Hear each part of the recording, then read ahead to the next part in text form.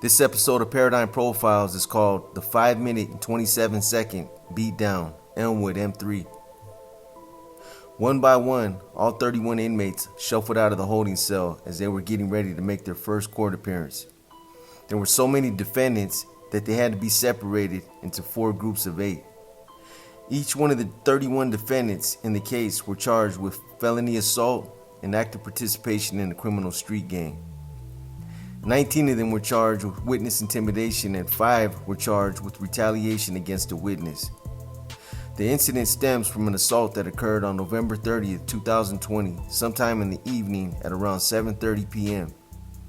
Santa Clara County Jail, which has one of the biggest jail populations in the region, houses approximately 2,600 inmates at any given time.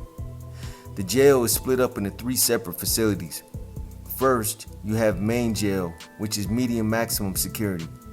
There's a mix of inmates in this jail that includes inmates who are classified in double red. This is the highest level of security in all 3 facilities.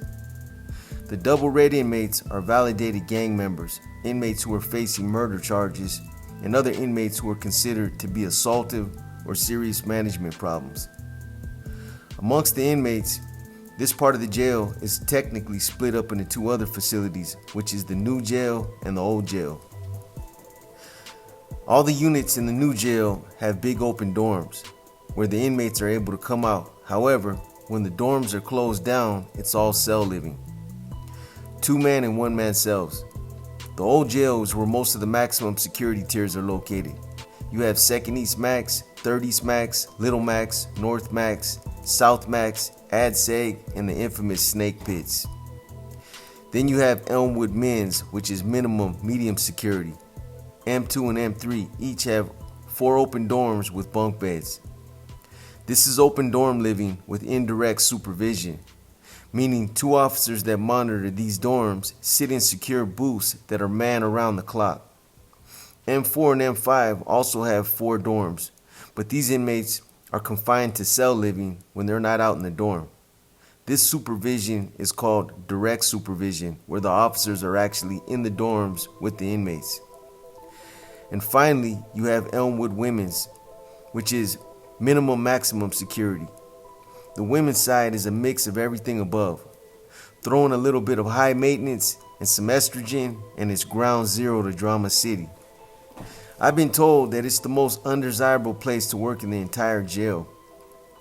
With all due respect to women, I've heard stories about how they all hit that same time of the month together, how they're always so needy, how they cry and whine over extra toilet paper, tampons, and anything else they decide to get all worked up over. On the day this incident kicked off in Elmwood's M3 dorm, a dorm that housed documented Sureño street gang members, the night was progressing like any other night had before. Some of the Sureños were showering, some were playing cards in the day room, and others were showering and winding down for another long day at the jail. All throughout the day, new guys were coming in and others were leaving after having been bailed out or having their cases dismissed. Either way, M3 was a high transit dorm like the others. Guys were coming and leaving throughout the day. This was a normal routine. When a new arrival would enter into the dorm, if there were guys there that knew him, they'd approach them to welcome them and help them carry their belongings to the back. If nobody recognized them, they'd let them come in and find their way to the back to an empty bunk by themselves, at which point someone would approach them and ask them about their vitals, i.e., where they were from, their name, what kind of case they were in on, some of their history, etc., etc. They usually had someone who was in charge of doing this as a matter of policy. If not, someone would just do it and then relay that information back to the llavero, the individual in charge of that unit. This went on all day. Guys came and went as they were either called out or let in. But around 7:25 p.m. something else happened. Something that no one expected. An older individual in his early 40s was escorted into the unit. He was given a fish kit, a bedroll, and a mattress. The other inmates in the dorm really didn't pay much attention to the new inmates that were being housed in there throughout the day. Unless they knew him, they occasionally look up glance at the new arrival, and then continue on doing whatever it was before they walked in. But this new guy that just walked in the dorm was different. Something was different about him, and it was obvious. There was something about the way he moved, how he walked, and how he had a nervous mien about him. The same way a school of piranhas swims amongst one of its prey or an injured fish. They can sense something different. They sense it's injured by the way it moves and the energy it generates. This inmate was giving off that same energy. Since this was M3, a dorm with indirect supervision, 2 deputies assigned to that unit were stationed in their booth, watching all the dorm's movement. To the deputies, nothing seemed out of place. They didn't detect nothing different about the new inmate that they just buzzed into the unit. Like all the other new inmates that had come into the dorm before him, he grabbed his mattress and headed for the back of the dorm where the bunks were located. But some of the other sureños that were in front of the dorm by the tables recognized this guy and made contact with him in the day room. If you pay attention to the body language of the other sureños that are spread out by the tables and in the middle of the aisle of the dorm, you can tell that they knew something was about to happen, and they kept looking in the new guy's direction. In fact, when this guy walks past the bunk area and a few guys that are posted up in the middle aisle, one actually twirls his hands in a circular motion with his 2 index fingers pointed towards each other. He waits until he walks by and does it conspicuously so that he doesn't see him. This sign language is indicative that this guy is about to be rolled up. Once he gets to the back of the dorm and he's no longer visible to the camera, you can tell what general area he's in, because the entire dorm gradually makes its way over there, where they obviously begin interrogating him. At that point, it looks like he's completely surrounded. If the 2 deputies who were supposed to be in the booth watching would have been doing their jobs monitoring the dorm's movement, this probably would have been the point where they would have noticed that something amiss was going on. As far as he knew, there was no reason why he couldn't go mainline, and he was in good standings amongst his people. In all actuality, he had provided information to the police in the past, but these were skeletons he had in his closet, and no one knew about this, or he thought. I guess he assumed the detectives never released a statement he made about a homicide case that had taken place a few years prior. Even though the statement was recorded, they led him to believe that it would never be released based on the fact that it was just part of their investigation. But for whatever reason, it was released, and he was never advised about this. Unbeknownst to him, one of the guys he made that tape-recorded statement against was housed in that same dorm and was waiting for him in the back. In fact, this particular individual had the tape-recorded statement on the ready so that he could play it for this guy on his court-ordered iPad. When this new guy walked back there, he hit the play button on his iPad so that everyone in the dorm, including this new guy, could hear the exact information that he furnished to the police. When the tape was playing, he felt a surge of paralyzing fear begin to sink in, as 2 sureños who seemed to have influence over the rest directly asked him why he gave the homie up and why he had snitched about the case. As soon as these guys began telling him that they knew all about his secret, it seemed like the makeshift circle that had formed around him began to close in until it got smaller and smaller. This was obviously a messed up situation to be in. There's nothing this guy could say to make any of this go away or to explain why he was on video talking to the detectives. He didn't even get a chance to respond either way. The main 2 that did most of the talking pounced first. And then, immediately, almost as if on cue, the rest of the sureños, almost the entire dorm of 31, followed suit and swarmed on this guy. The beating that this guy endured was so swift and so severe that he didn't even get a chance to defend himself. There were too many of them coming at him. All he could basically do was cover up and just try to protect himself. Honestly, this guy's lucky that he was even able to walk away from this situation with his life. Because if these guys would have been a little bit more focused and intent, they could have easily killed him. I've seen similar situations like this where 4 or 5 guys packed out a target and ended up either stomping the guy to death or he was killed in some other type of insidious way. The fact that there were so many dudes on this guy actually might have worked in his favor and probably saved his life. He literally got slung around like a rag doll, and this stopped them from holding him down and exacting a more direct, brutal attack. He was kicked, punched, and dragged from one end of the dorm to the other. They didn't beat the brakes off this guy, they literally beat the clothes off him. When the assault first started, he was fully clothed, but when it was over, this dude was butt-ass naked. I'm not trying to make light of this situation, but this fool got what we used to call an elephant man beating, meaning he was so lumped up and stomped out so bad that he literally looked like an elephant man when they were done.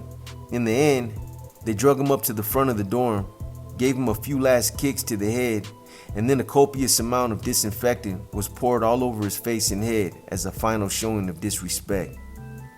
I'm sure this was done so that he'd feel the chemicals burn deep in the cuts and lacerations he had all over his face and head. In the video, even though it's blurred out, you can literally see that he's covered in his own blood. On July 11, 2016, the Santa Clara County Jail installed over 300 security surveillance cameras between the jail's 3 facilities. The footage of the incident was recorded and copies of it was obtained by local Bay Area news stations. Unless we encounter copyright issues with YouTube, the video will be incorporated at some point during this profile. From the beginning to end, this beatdown lasted for an entire 5 minutes and 27 seconds. That's a long time to get thumped on. In a fight, anything above a minute is a long ass time. So 5 minutes and 27 seconds must have felt like a lifetime for this guy.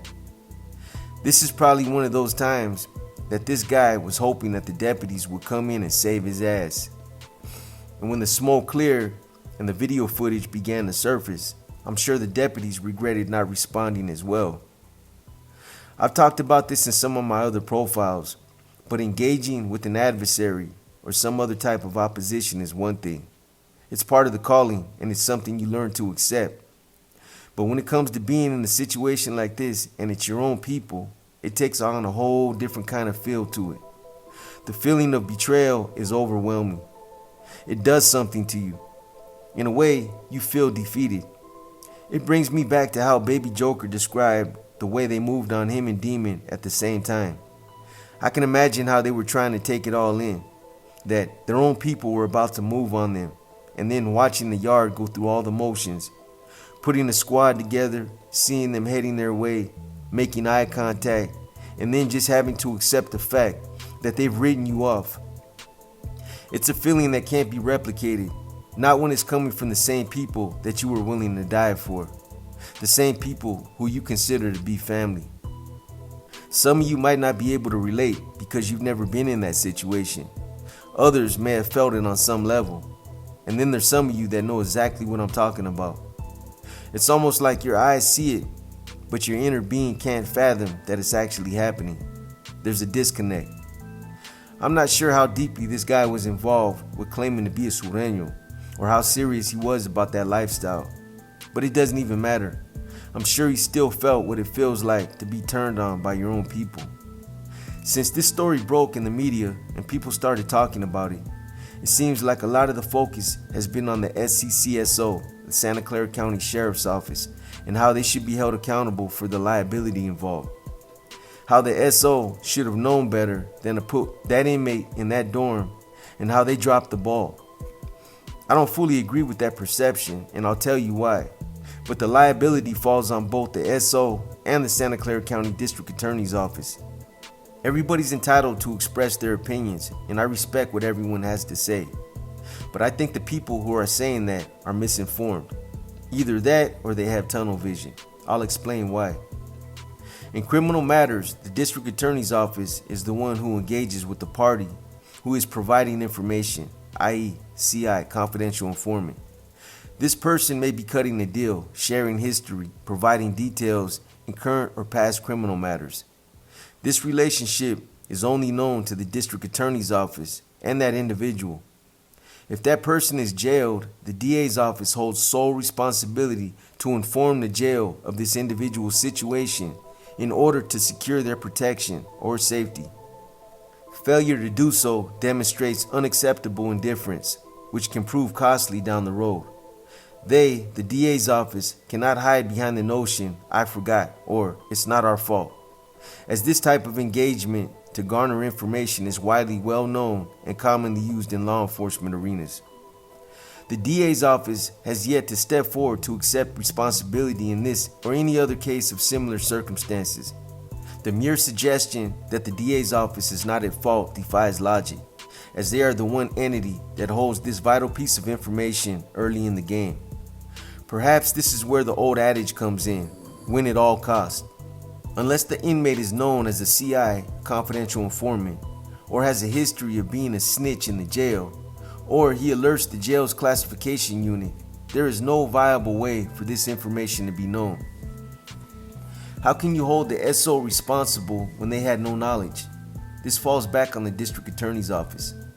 All bullshit aside, when someone cooperates and it becomes public knowledge and it involves an inmate in custody, the district attorney's office is supposed to contact either jail administration or the classification gang intel unit and advise as to how that inmate should be classified. This has been standard protocol in practice in Santa Clara County for decades. I know this firsthand after some of my co-defendants decided to cooperate. The district attorney's conduct can be comfortably described as deliberate indifference. That becomes extremely important in legal matters. For one to be deliberately indifferent, one knows what they must do, but purposely does not follow through with certain actions, which could lead to severe or dire consequences for another. Even with that knowledge, they choose to turn a blind eye, despite the negative outcome that's sure to follow. This case wasn't the first time the DA's office has failed to protect others, to preserve their own agenda. This is further illustrated in an upcoming profile. According to the jail's own policies, officers are required to man those booths around the clock and maintain visual supervision on these dorms. Even if there was a viable explanation about why both of these deputies stepped away for a few minutes, how do they account for an entire 5.5 minutes lapsing without any supervision? How could they not hear all the commotion?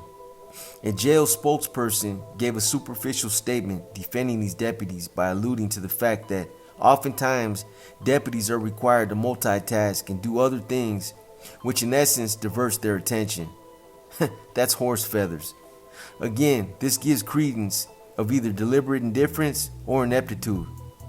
And then there's the question about why they seemed so blasé and lackadaisical when they did respond. Why was there such a lack of urgency on their part?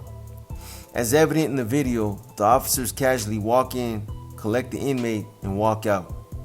Department protocol and training calls for a much different response. It has to.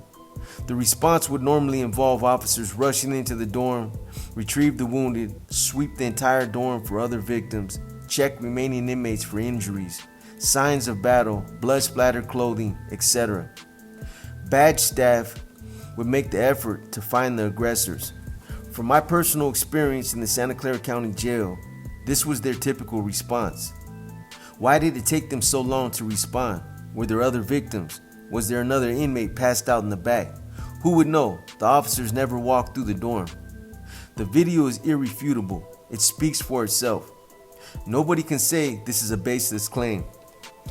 This guy was beat until he was covered in his own blood, but yet, when the officers walk in, there's an incredible lack of response as they merely mill around waiting for him to put his clothes back on. These questions, as well as why the jail went dark on the video, are questions that some of the oversight groups want answered. After Michael Tyree was killed by 3 deputies in 2015, a watchdog group called OCLM, Office of Correction and Law Enforcement Monitoring, was created and was put in place for incidents just like this. But the SO didn't mention the existence of the video, nor did they make it readily available, which now has a lot of people asking questions and wanting to know why. This guy was lucky to come away from this incident with his life. Paradigm Media News will be running another story soon with a lot of parallels to this profile. The only difference between these two stories is that the next victim wasn't as fortunate. He didn't live to talk about why his people turned on him. The similarities are eerily close in comparison, so stay tuned for that. Trust me, you guys are not going to want to miss it. I hope you guys have enjoyed this episode of Paradigm Profiles. As I've been alluding to for these last 2 weeks, I'm trying to shorten up these profiles so I can get more out to you guys and so I can invest my time in a variety of different content. The Q&A is still in the works. It's coming, so just keep submitting your questions. The more I have to choose from, the better. On another note, the PMN family wants to extend its appreciation to Powder for coming onto the channel and for sharing his story with our viewers.